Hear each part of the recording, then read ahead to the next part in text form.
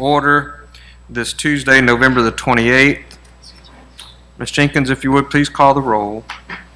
Mr. Duncan? Present. Mr. Anthony? Present. Mr. Moore? Present.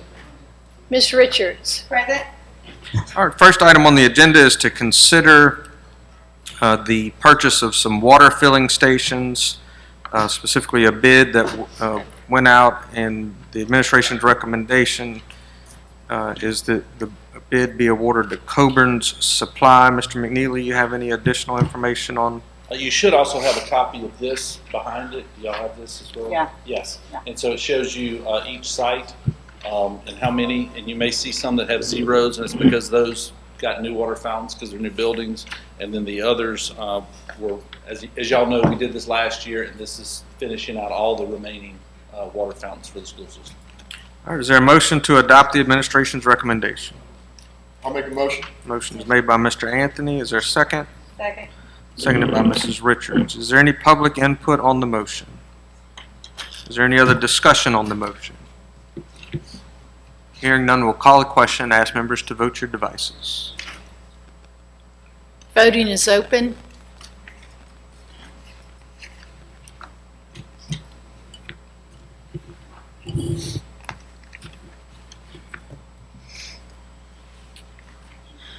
Voting is closed. Motion passes unanimously. All right, Mr. McNeely, are you playing the role of Mr. Coxon this evening? I am. Okay. So the next item on the agenda is to consider approval of an RFP awarding our 2024-2025 E-rate internet services to Hunt Telecommunications. You have any additional information on the agenda item? If you notice, the REV business is slightly lower. This was not a bid, so we're not bound to the low bidder. It's a proposal, and Mr. Diaz's reasoning is in the notes below. This is our current provider. They're the only one that can provide the WAN, the wireless access network, and the internet, and he feels it would be better to stay with our current provider than the cost of a change and having the coordination between having one provider for both of those services. If you notice, REV did not propose on the WAN, so administration recommendation is to stay with Hunt Telecommunication, which is also a 60% decrease in the WAN pricing compared to last year. Okay. Is there a motion to adopt the administration's recommendation? I'll make the motion. Motion is made by Mrs. Richards. Is there a second? I'll second. Mr. Moore seconds the motion. Is there any discussion on the motion from members? Any discussion from other board members? Any public input? Hearing none, we'll call the question and ask members to vote your devices.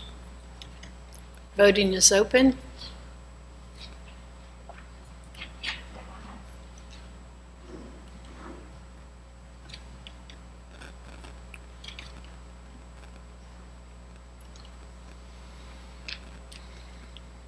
Voting is closed. Motion passes unanimously. All right, the next item on the agenda is to discuss the accounts payable check register for the period between September 16th, October 15th, 2023. I know some members had sent some questions to the administration. Did those get answered? I believe they got Mr. Piaz and to y'all's satisfaction. Yes. Yes, they did. Thank you. All right. Were there any other discussion or questions for Mr. Toller? Just one. I was just looking over today, and I just couldn't help but notice on the Louisiana Tech on the cameras. For years, we have always used the same vendor. I think they're out of Lafayette or somewhere on that west side of the state. We had talked at one time about getting someone to compete with them locally. Looking at the prices, we're paying now $1,200, $1,400 sometimes to repair a camera. We used to pay $400 for a new camera. That was a set price we had with them, and unless it was a long run, then it would go up. But it just seems like since we're not competing with anybody, they seem to charge us, and they're also charging us, and I don't have it in front of me, but the $3,000 for the license fee, which is something that we have argued before, because we buy the systems, we buy the equipment, they install it, and now they're charging us once again to keep a license fee up on equipment that we have purchased, that we're not leasing.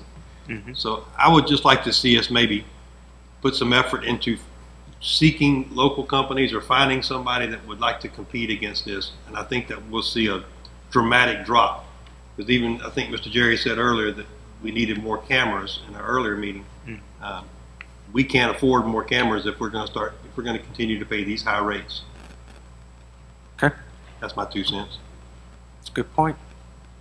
Any other discussion on the check register? All right, there's no action on that agenda item. We'll move on then to the next agenda item is which is to discuss our year-to-date budget and actual comparison schedule.